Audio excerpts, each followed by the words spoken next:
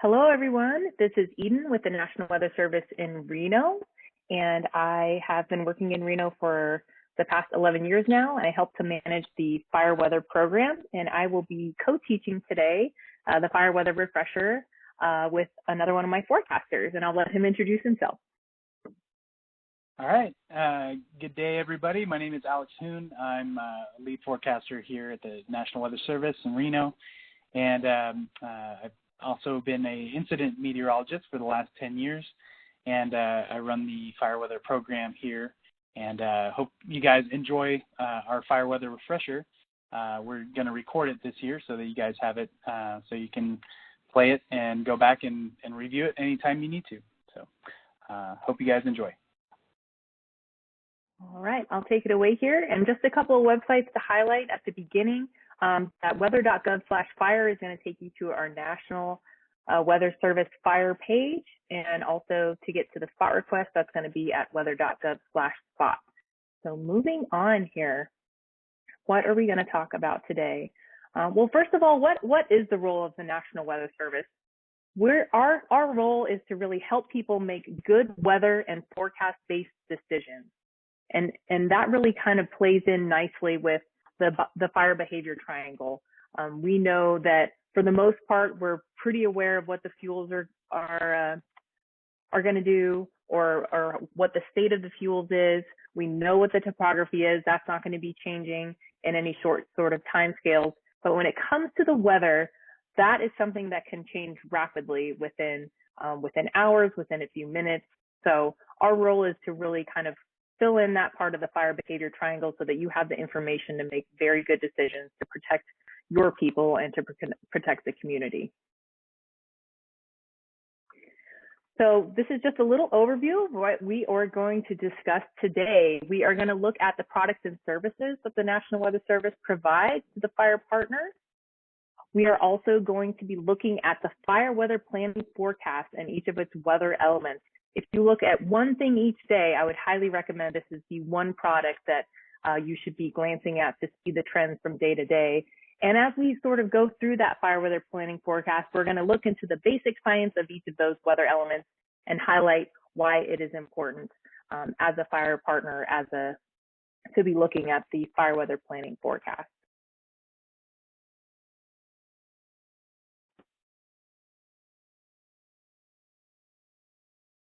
So one of your best resources in terms of looking at the weather for making decisions in terms of fire is going to be our homepage. So looking at weather.gov/Reno and then clicking down if you scroll down a little bit, there's going to be that box that says fire weather. All National Weather Service offices in the Western U.S. have very similar looking pages. And you can, when you click on that fire weather box, it will take you to our local fire weather page. And when you click on that map, you can click on any one of those fire weather zones and it will take you directly to the fire weather planning forecast. I highly recommend having a look at this new map, especially before the season, so you can get familiar with it. It has changed a little bit, and there has been a little bit of some instability with it. So if you have a chance, be sure to check it out, and you can provide any feedback or concerns to the link above the map, or just give us a call at the office when we're having disruptions in service. Usually you guys are the first ones to let us know. So taking a look at the fire weather forecast, the fire weather planning forecast, these are general outlooks that are issued by 7:30 in the morning daily, and also by 3:30 p.m. Daily during our high fire season. So if you read only one thing each day, this is that one thing that you should be checking out. As you can see up here at the top, usually at the top of the fire weather planning forecast, we'll have a headline. If there's some critical fire weather going on, if we happen to have a red flag warning in effect, or maybe we're just expecting some gusty winds with some near critical conditions, we would highlight that up here at the top. And then there's a short little synopsis with a few sentences just sort of talking about what the ongoing weather is going to be.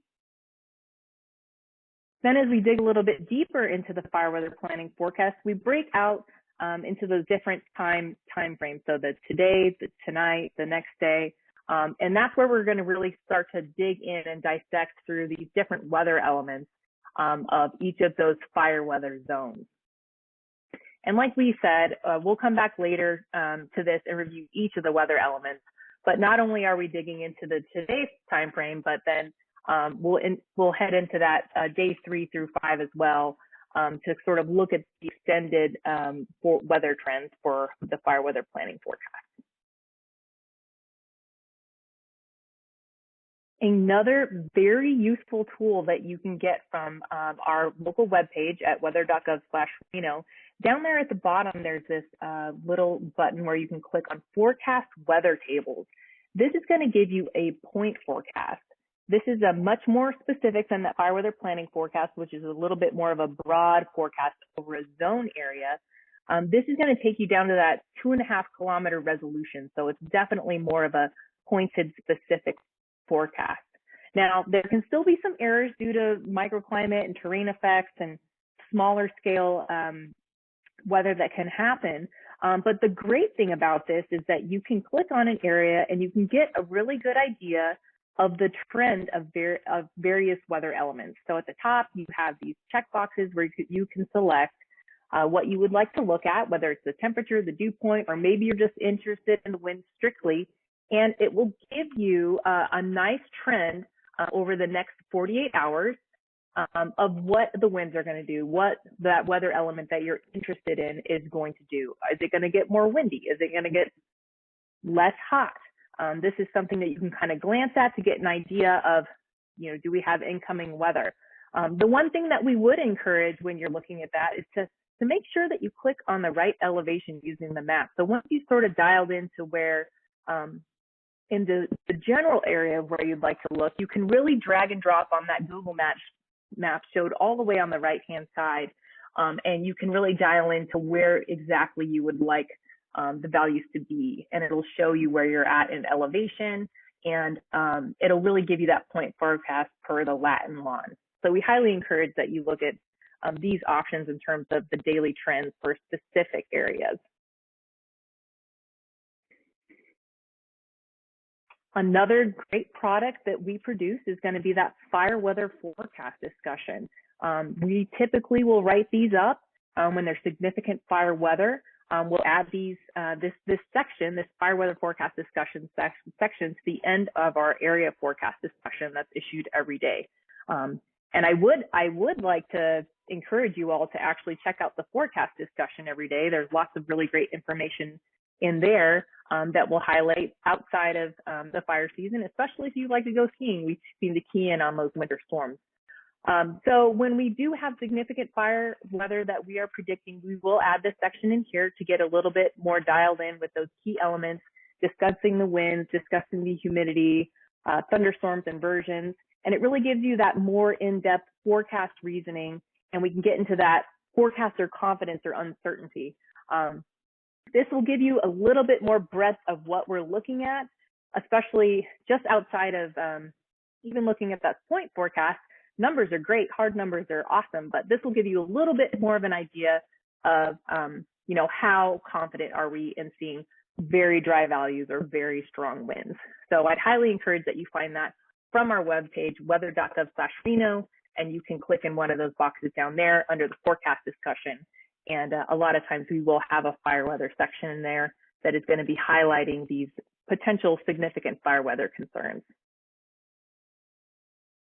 So if you really want to get down into the details for a specific incident, whether it's a wildfire, search and rescue, prescribed burns, hazmat, this is where you need to be. This is at weather.gov/spot. And when you submit a spot weather forecast, especially when we're talking about wildfires for an ongoing incident, we have around 30-minute turnaround time, possibly even less, especially if we're already dealing with certain wildfire incidents.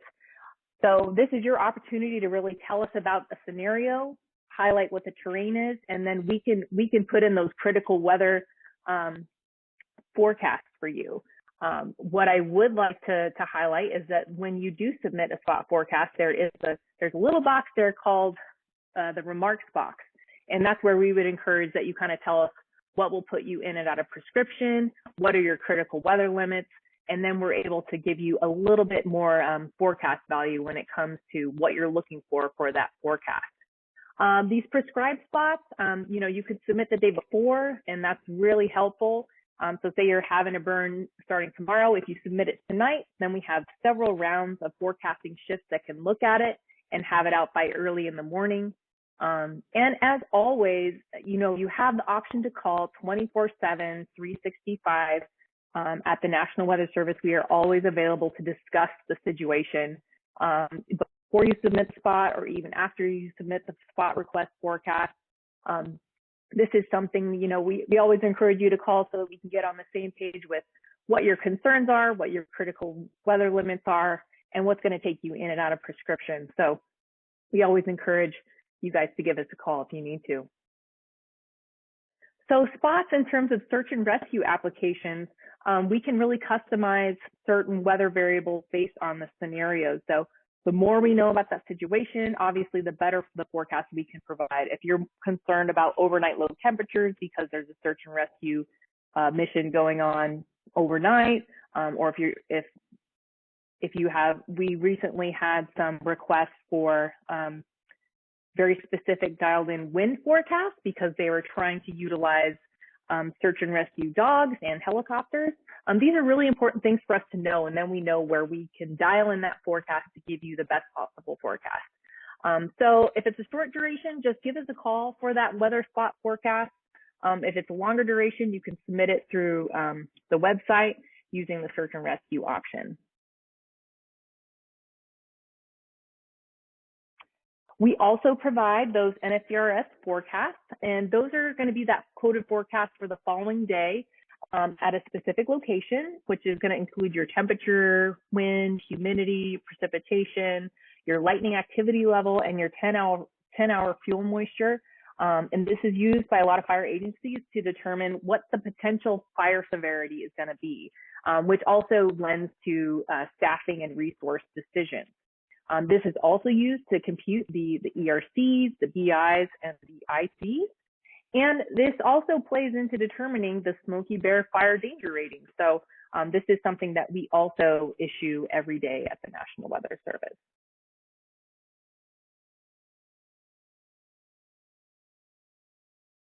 All right. So incident meteorologists, we have about 75 incident meteorologists across the country. Most of us are based in the western states, but not all of us. And we actually have 3 qualified incident meteorologists on station here in Reno, and we will continue to go out and serve you, the fire community, on Type 1 and Type 2 wildfires for the most part. We have been, on occasion, we'll be called out to Type 3 wildfire as well. But our number one reason for going out on these incidents is for firefighter safety. We want to make sure that we're giving you guys the most up-to-date weather information so that every single firefighter gets to go home safely to their families. And not only that, but we're also highly involved in strategic and tactical applications as far as the incident management teams, evacuation orders, evacuation plans. The weather conditions can rapidly change those as well. So we provide multiple weather briefings each day for all different kinds of people, from the operations and logistics folks to the incident commanders to VIPs that are coming to check out the fire and see what's going on. So it's a very, very rewarding part of the job, and it's one of my favorite things to do as part of the National Weather Service. Next slide. So the fire weather forecast, and we're going to go through a little bit more in detail now. The first line of the fire weather forecast is when we talk about red flag warnings and fire weather watches. So if we have any kind of red flag warning, it'll be in effect. It'll be that first headline up there. If there is no red flag warning in effect or fire weather watch in effect, we sometimes put a headline up there that'll highlight, a potential for gusty winds or potential for a slight chance of lightning just to kind of give that that heads up. But the headline is actually a very important part of the fire weather forecast. Next slide. And so red flag warnings, why do we issue red flag warnings? Well, we're looking at specific criteria. It's the wind criteria and for lightning criteria. Wind gusts of greater than 30 miles per hour and relative humidity less than 15%. And if we're expected to meet that criteria for greater than 3 hours, then that's a reason why we would issue a red flag warning or fire weather watch. And then the next one is for widespread dry thunderstorms. So if we're expecting any kind of dry lightning outbreak, that would be the other reason for us to issue a red flag warning. Next slide. So as far as different predictability scenarios, like whenever we have a red flag warning or for gusty winds and for lightning, it depends on how many hours or how many days ahead of time we can actually see this coming. Typically for gusty winds and low humidity, we can usually see that scenario coming about 2 to 4 days ahead of time. Dry lightning is a much shorter lead time there. It's a lot harder to see these events coming, typically only 12 to 36 hours ahead of time. Next slide.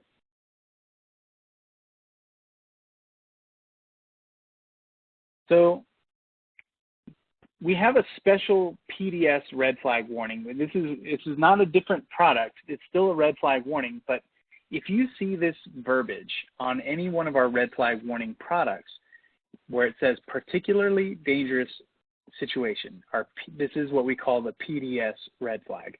This is a red flag warning that is really in the top 5% of all red flag warnings. It's the worst of the worst conditions. Your exceptional wind speeds, gusting 50, 60, 70 miles an hour, right? Very, very low humidities down into the single digits, 5%. And in combination with unusually dry fuels. So if we have all of these three things, and if it's a very exceptional event that doesn't happen very often, maybe once every couple of years, that if you see this kind of verbiage, particularly dangerous situation, the hair on your neck should be standing up. You should be thinking like, whoa, this is a big event for as far as fire danger goes. Now, a lot of the other offices in California are beginning to use this, and you're going to see a lot of other offices across the country beginning to use this particularly dangerous situation. Because the typical we have these red flag warning days that are critical, but it's just kind of like, all right, well, this is a normal red flag warning, but then you have these other events that are exceptionally critical, and so this is when we definitely want to get out that word. And you're going to see us if we issue one of these PDS red flags, it's not only going to be through the normal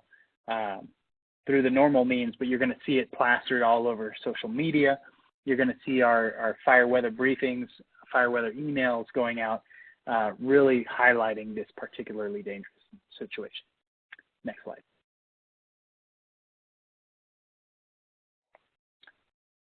So as far as these red flag warnings, we have these fire weather watches and red flag warnings. What is the difference? This is really important for everyone to understand the difference between a fire weather watch and a red flag warning.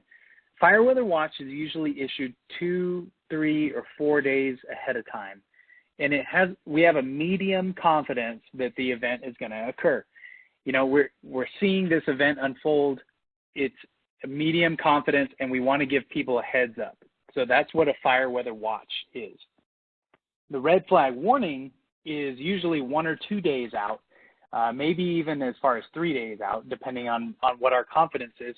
But really, when we have a high enough confidence, when we have that high level of confidence is when we upgrade to a red flag warning to let the fire agencies know, our fire partners, that this event is coming. It's a very high likelihood, 80, 90% likelihood of this event occurring. And so that's why we upgrade to a red flag warning. Or if the event is occurring, if it's imminent or occurring, that would be the reason why we have a red flag warning. Next slide.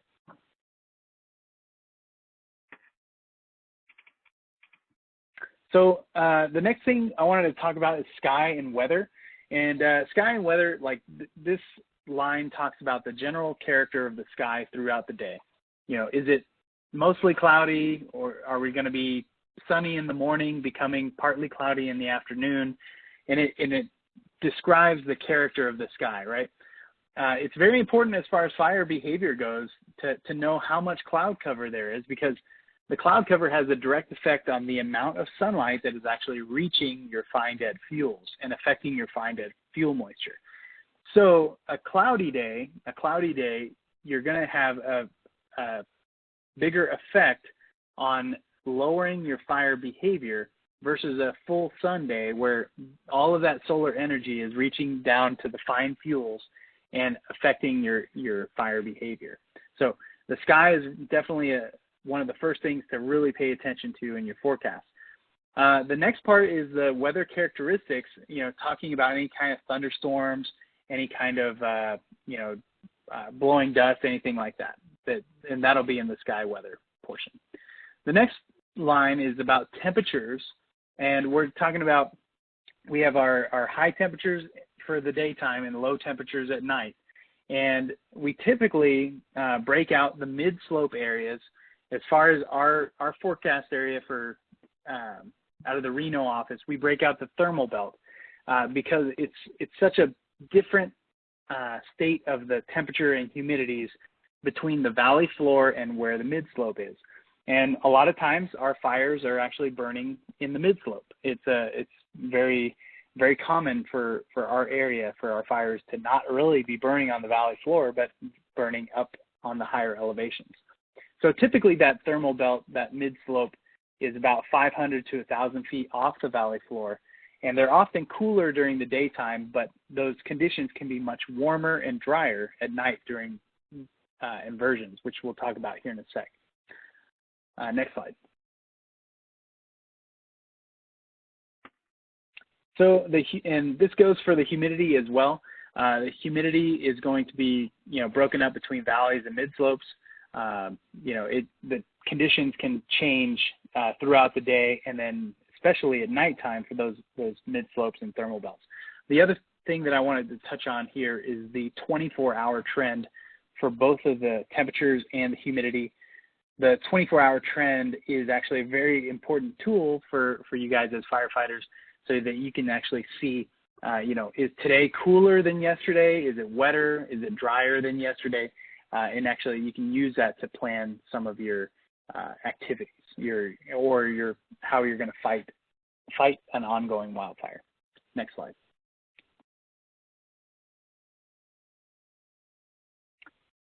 So this is kind of a review from S290, but as far as the thermal belts, how the thermal belts set up on the walls on the mountains, depending on if you have a narrow valley or a narrow canyon, or if you have a broad valley. A very broad valley, you're going to have a lot of drainage that flows down into that valley, and then it pools up, increasing the height of that nighttime inversion layer all the way up into the higher elevations of the mountains around it. If you have a narrow valley or a narrow canyon, you're going to have really strong drainage that is going to push all of that cold air down the slope and down the drainage. So your inversion is going to be much smaller, right? So that nighttime thermal belt is going to be much lower on the valley walls than what would happen in a broad valley. The other thing I wanted to talk about this thermal belt is wherever the top of the inversion is, that thermal belt is really important to understand where you are, not only locally here along in our area, but if you guys are going out of the area to fight fires in other parts of the country, it's very important to key in on which areas are where the thermal belt is setting up and which parts of the fire are affected by those thermal belts. The reason for that is because the thermal belt can set up for days at a time and have an effect on the fuels. The fuel moistures within that thermal belt can be much, much drier than what the fuel moistures are down in the valley. The fuel moistures in the valley have a chance to recover, and they increase at night, and so the fire activity is going to go down and become less active. But your fire activity within the thermal belt can actually remain active throughout the night and into the following morning, into the following day as well. So, next slide.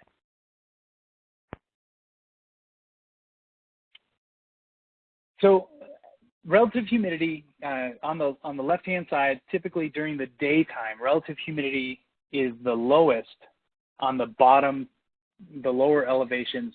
Lower elevations are going to be the hottest, warmest temperatures with the driest conditions. And then as you go up in elevation, you're going to have cooler temperatures and higher humidity.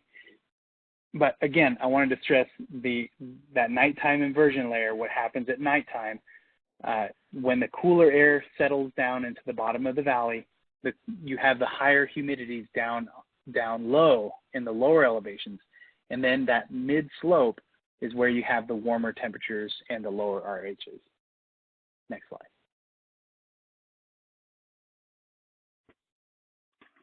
All right, so digging just a little bit more into the fire weather planning forecast, now we're at the winds. So the 20-foot winds are what you are going to see in the fire weather planning forecast. And we're forecasting for that 20-foot AGL level and assuming that there's no vegetation or building influences. You'll also see that we break out into that valleys and slope 20-foot winds and also those ridgetop winds. So basically what we say when what we mean when we say ridgetops is that it's going to be the tops of those mountain ranges within a particular forecast zone. And what you'll also see in this weather parameter in the fire weather planning forecast is that if the winds are light enough, you'll typically see upslope and downslope winds highlighted in that fire weather forecast instead of actually having something like southwest winds 10 to 15 miles per hour. So just another reminder, when we talk about wind direction, we are talking about where the winds are coming from. As meteorologists, we're super interested in where that air mass or those winds are coming from. Are they coming from a warmer, drier area or from a more marine influenced and cooler area? That's why when we say something like a northwest wind, that the winds are coming out of the northwest. So just to highlight as we go through the rest of this training here. So one thing to highlight here is that we do tend to deal with these local winds quite often, especially in an area of lots of terrain differential. There's lots of different slopes and canyons and ridges. We are going to be dealing with these upslope, up valley winds every day. So those upslope winds, those are going to form during those morning hours with the strong solar heating from the sun. You're going to see the maximum strength and depth reached by around late morning. So you have early to mid morning, you can see that there'll be like 3 to 8 miles per hour with those upslope winds. And then late morning into the afternoon, they'll become more of an up valley wind. That's where you can see those winds 10 to 15 miles per hour. They'll begin to form along the valley floor as we get more heating along the valley walls. And the greatest wind speeds are going to be during that maximum heating time during the day. On the other side, during the nighttime, we deal with the downslope and the down valley winds. Those downslope winds are going to form when the slopes are starting to cool. And so during the late afternoon and evening time frame, we'll see those winds typically around 2 to 5 miles per hour with those downslope winds, with the strongest downslope conditions occurring before midnight. And then late evening and overnight, we could see those down valley winds starting to kind of pull. When we're talking about that cold air at night that's really dense and kind of sinking to the valley floors, you can just picture it. It's so dense and heavy and cold that it's sort of just rushing along the valley floors there. So we transition from the weaker downslope winds, around midnight to those stronger late evening and overnight winds to around 5 to 10 miles per hour with those down valley winds. So here in the Sierra Front, we have something that we deal with that is referred to as a zephyr wind. This was coined by Mark Twain in his book, Roughing It. And basically what you're going to see is we have this intense solar heating over the Great Basin, which forms an area of low pressure, which drives some rising air over the desert. And then that displaced air kind of gets pushed over into the Truckee-Tahoe area, where it becomes sort of sinking air. And basically, the short story with this is that you end up with a pressure differential and a temperature differential. So when we have a difference in pressure and a difference in temperature over an area, that's where we create wind, that horizontal flowing movement of air. So what this results in is that westerly surface wind that is going to pick up in the afternoons. So basically the ingredients for that zephyr wind are going to be those big temperature differences between the Sierra and Western Nevada. Typically, if you're seeing a temperature difference between Truckee and Lovelock of around 16 degrees, that actually relates really well to creating wind gusts of 30 miles per hour at the Reno airport. And a local study that one of our forecasters did actually showed that when you have a 20-degree difference between Truckee and Lovelock, that relates very well to gusts of 35 plus miles per hour at the Reno airport. So it's very predictable. It's a very local thing that happens along the whole Sierra Front from Susanville stretching all the way down to Minden, Gardnerville. The timing and intensity is going to be a function of that temperature differential, as you can see. And it happens almost daily during the summer between that 1400 and 2000 time frame. And like I said, we can see these effects of this westerly wind developing at Truckee, Reno, Carson, Stead, and Minden. I'm going to make one more comment on the zephyr wind really quick. Is please, as a firefighter here along the Sierra Front, just make sure that you take this into account when you're fighting fire along the Sierra Front. Please know that during those months, the summer months of July, August, even into September, if you're fighting fire along the Sierra Front, plan on that wind shift to occur after 1400. It could be as late as 1500, but that wind is going to turn from an upslope direction, and your fire will be moving upslope, and then expect to see those winds come around out of the west and potentially blow that fire down slope.